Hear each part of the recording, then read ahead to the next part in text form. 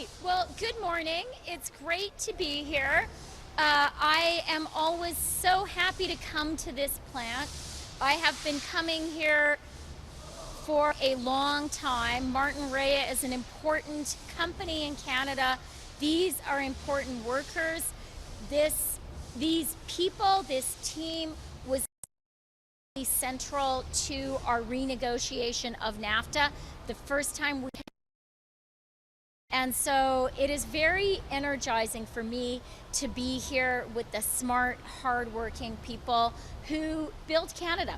Ça me fait un tellement grand plaisir d'être ici avec une équipe excellente, avec les travailleurs et travailleuses de Martinrea, les gens qui font un excellent travail et grâce à qui on a une économie forte et un pays.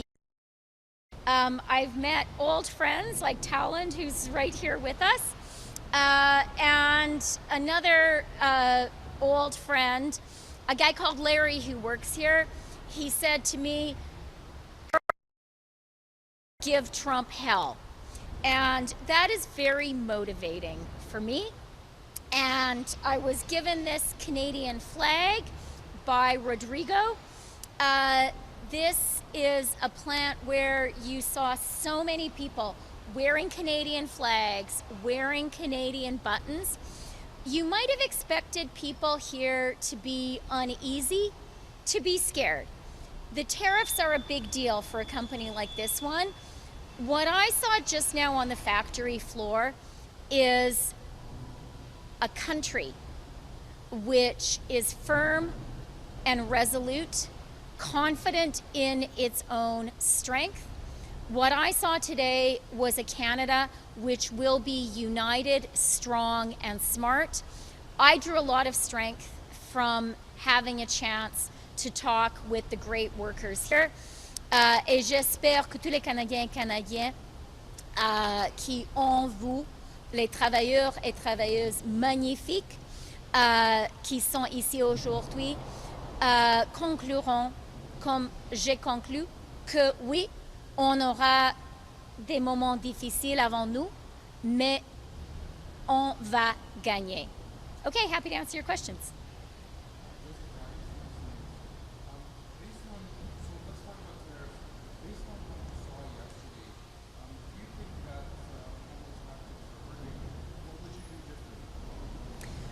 Now is a moment for a Team Canada approach. That is the approach I will always take. I think what we need to do as a country is be united, strong, and smart. We need to be absolutely clear that this is illegal and unjustified. Absolutely clear that this is economic warfare. We need to be absolutely clear that our sovereignty is not up for negotiation. We need to be clear, speaking directly, and make clear to them how dumb this tariff war is, how self-mutilating it is for Americans themselves. And we also need to use our own leverage. So we need to be clear with them. If they hit us, we will hit back. Dollar for dollar retaliation. And our retaliation, unlike their dumb across the board tariffs, our retaliation needs to be surgically targeted to create the maximum pain and the maximum pressure in the United States. One idea that I've put forward is 100% tariffs on Teslas. That would send a very clear, very strong message. And I think we need to talk to countries around the world and ask them to join us.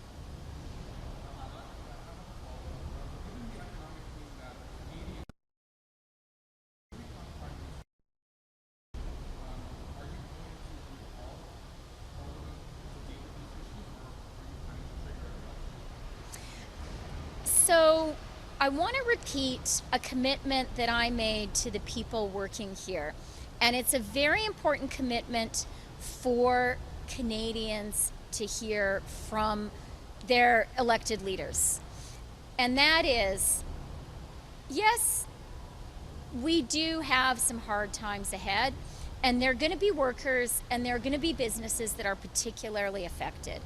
And I want everyone who works for a company that's going to be affected, who owns a company that's going to be affected, to know that as Prime Minister, I will be there for them. I will support them.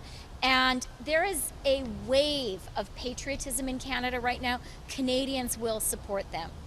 As to what I would do as Prime Minister, one of the strengths that I bring to the race is I'm already a member of Parliament. I've been elected 4 times. I ran in a competitive nomination for the first time in 2013, and then I was elected in a competitive by-election, and I've been elected 3 times after that. I have a seat in Parliament. If I am chosen as the next leader of the Liberal Party, I will be able to stand up in the front benches, on the government side, in the House of Commons, and speak for Canada in our Parliament. If I am elected as Prime Minister, the first thing that I will do is urgently convene a meeting of the premiers of the provinces and territories and convene a meeting of Canadian business leaders and union leaders. And I will say to them, we are facing economic warfare.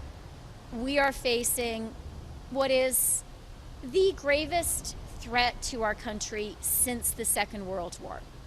I'm a member of Parliament. I have just been chosen as leader by my right and the ability to govern for the whole country in a united way and to lead us as a government through this tariff fight. And I'll say to the premiers, say to union leaders, I am prepared to do that if that is what you want me to do. I think that needs to be a national conversation, and if I hear from the premiers, from business leaders, and from union leaders, we want you to govern, we need a united Canada right now that can stand up to that tariff threat, then that is the approach I will take. And as an elected MP with a seat in the House of Commons, that is something that I would have.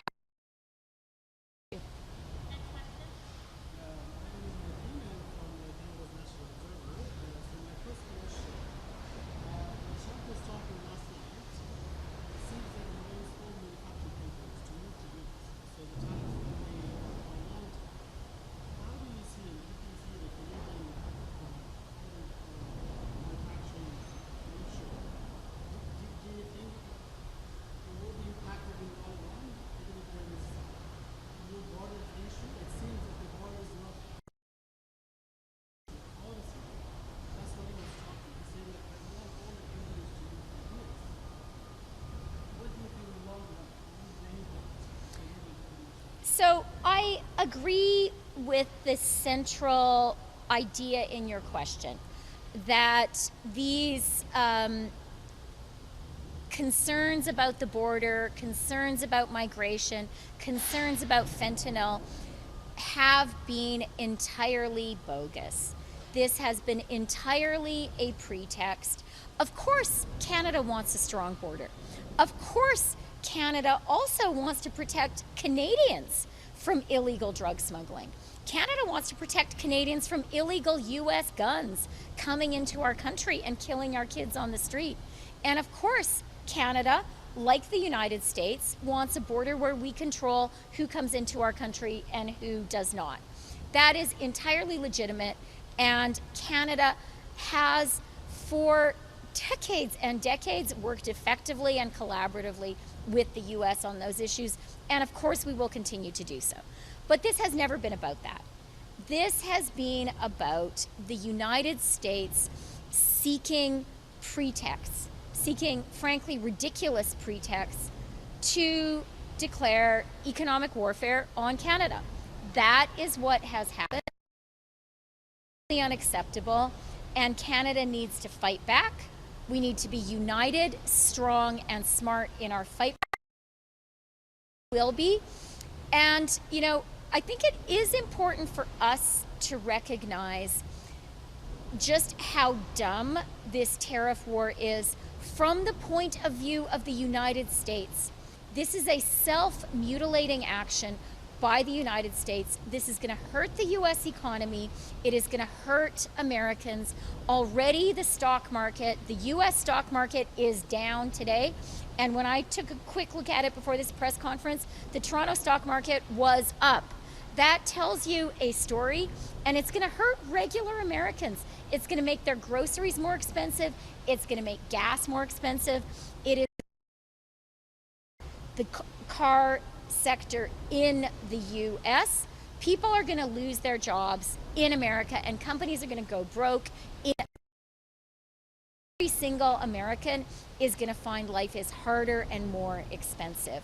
And it is very important for us as Canadians to be sure Americans understand that, to double down on the pain with our own dollar for dollar reciprocal tariffs. And, you know, we need to be strong, smart, and united. We need to fight back. We need to always be open to the possibility that Americans will come to their senses and we will get back to the win-win, mutually balanced, mutually beneficial economic relationship that we have had with the United States for decades and decades.